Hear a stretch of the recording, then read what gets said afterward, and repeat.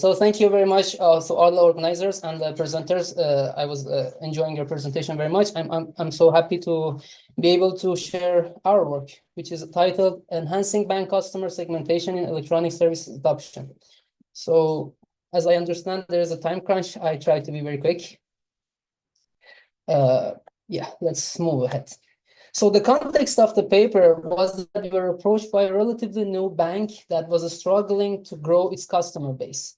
They needed a way to categorize their customers according to their usage of electronics banking services, such as internet banking and mobile banking. And the idea was to cluster or categorize these customers in order to provide them with tailored services and marketing packages.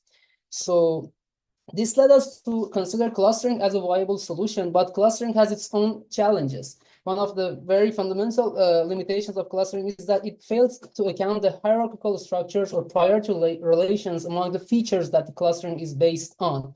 So, and this was very important because the bank managers actually had some preferences about the features and their relations among one another.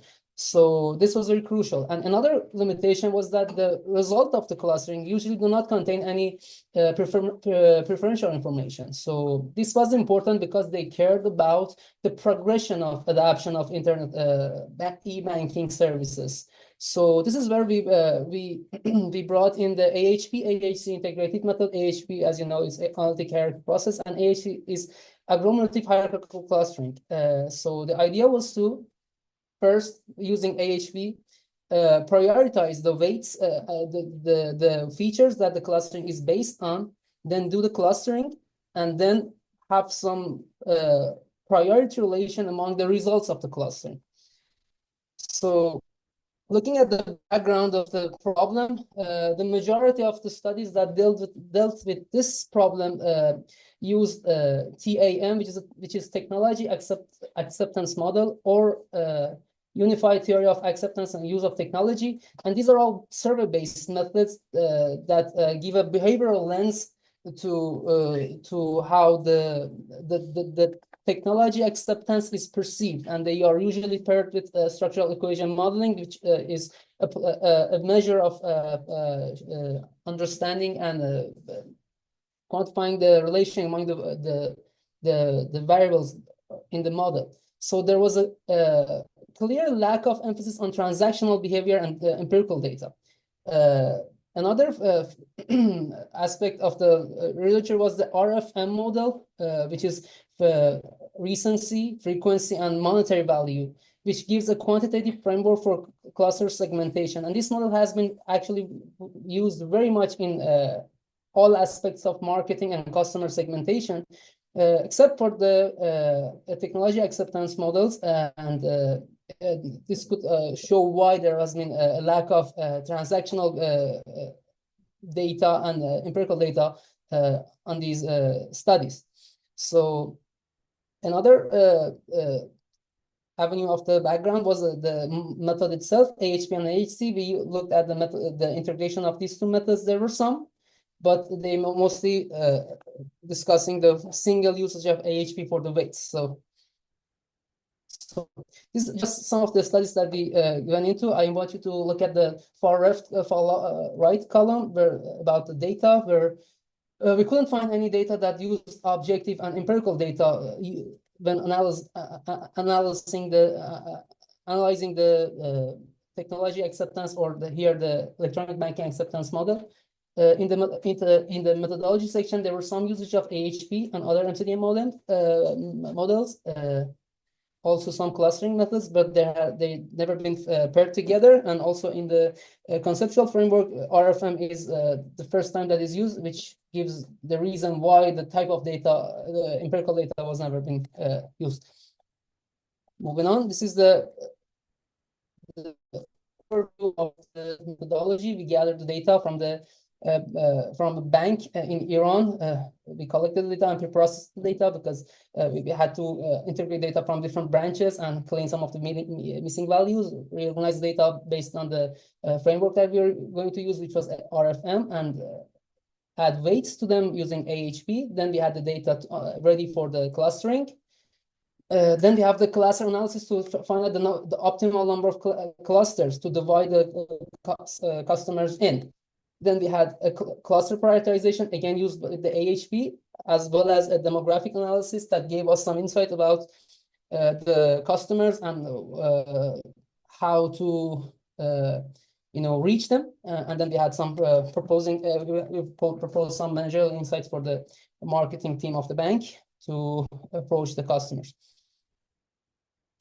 So in the first step, this is the HP tree and the goals with the criteria and the sub-criteria at hand. As you can see, the frequency had the highest weight, which was understandable because with each transaction there's a commission, so it had the highest highest weight, and the same followed the same logic.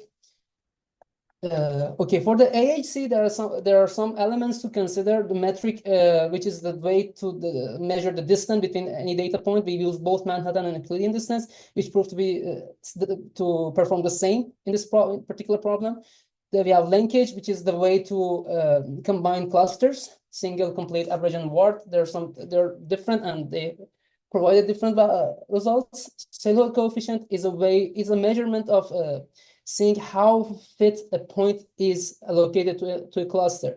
So this is one of the ways to analyze the result of the clustering with whichever clustering method that we're dealing with. And then the diagram is specific to AHC, which is a visual representation of the results, and it's very, very easy to interpret.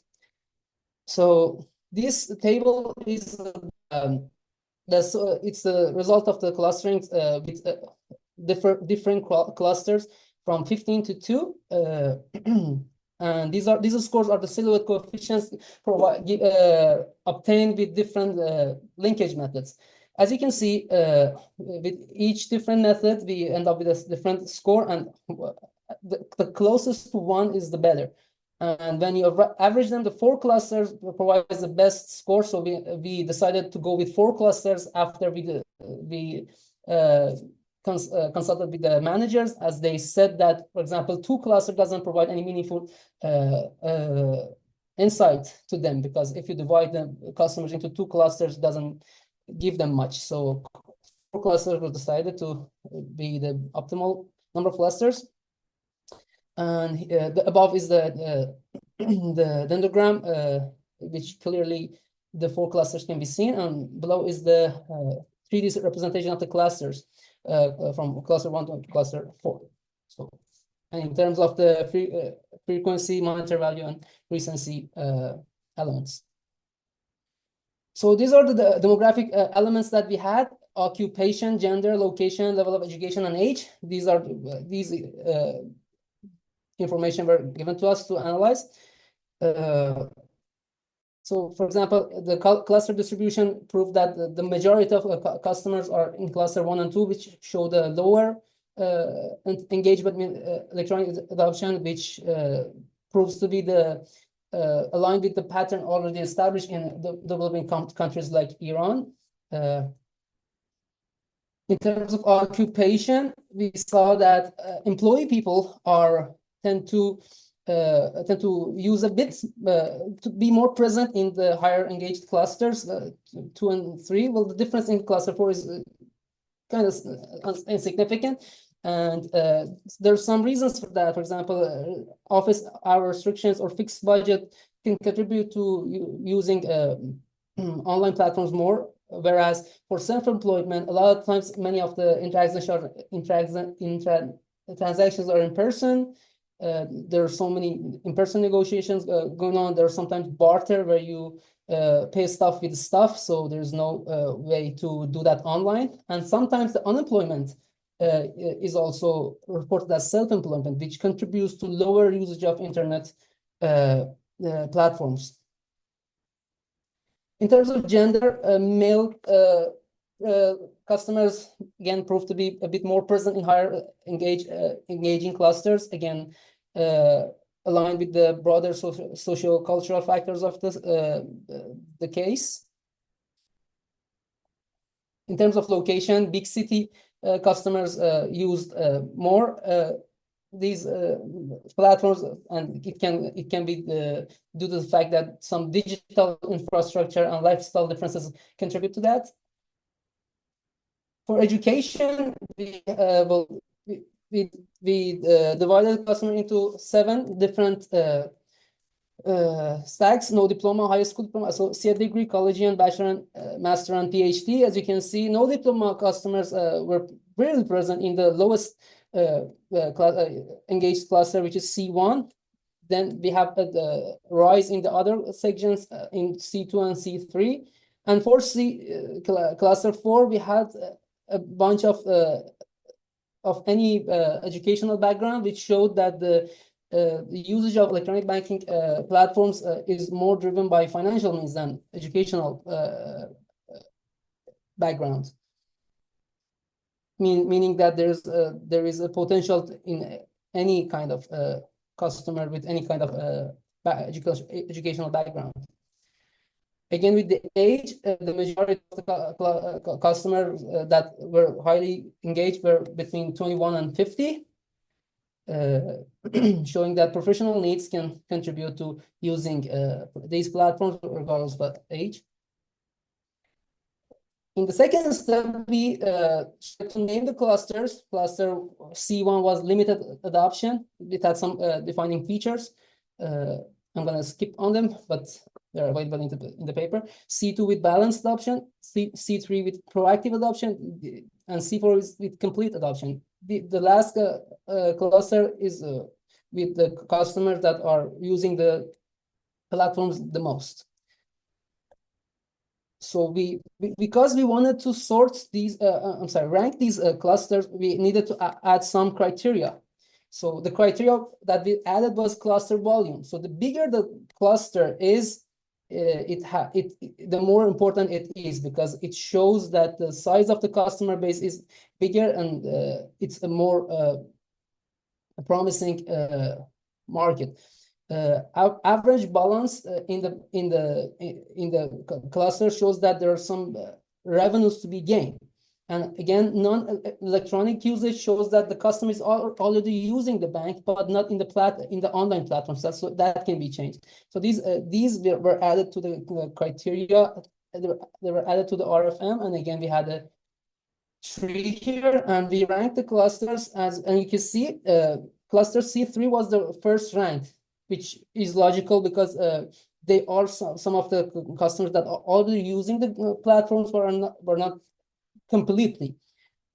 The second ranked cluster is C2, and then C1 and C4 is the ones that are already using it completely, so there's no need to do anything about them. So then based on these and the demographic elements, we had some long discussion among the us and the bank, and we came up with some strategies to approach the clusters based for cluster C4 and C3 and C2, which can be again found in the paper.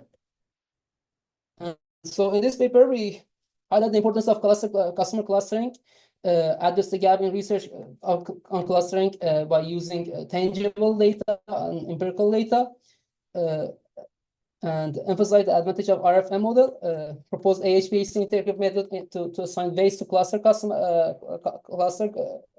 customers and prioritize clusters effectively, provided actionable managerial insights, and there were some future research suggestions as well. So thank you very much. Thank you, Dr. Mohammad, for sharing your approach. This integration of RFM framework with decision-making model is truly a powerful tool for the banking sector.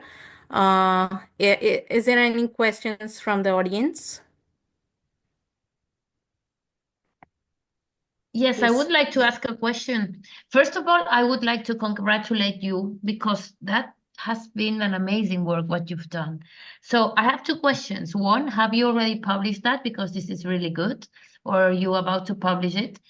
And the second one is it a requirement of the bank that you carried out, or was the other way around? You wanted to do a research and then you decided to use this bank or a bank as a case study. So what was first?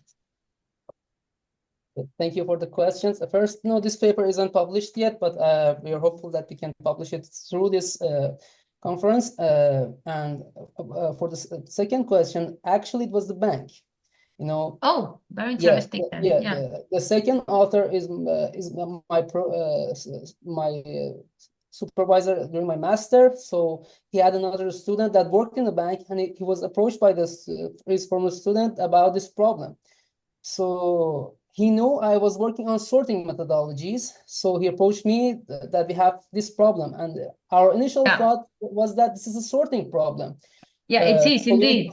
Yeah, but no, but there was a problem with that because as this was a relatively new bank, the managers didn't have much knowledge about the parameters needed required for sorting. So, Okay. so they also wanted a more, let's say, neutral way to define the cluster. So that's where we decided to go with clustering because it doesn't require any predefined parameters. Okay. Thank Really you good. so much. Congratulations. Thank you very much. Thank you. Thank you so much, Dr. Mohammad.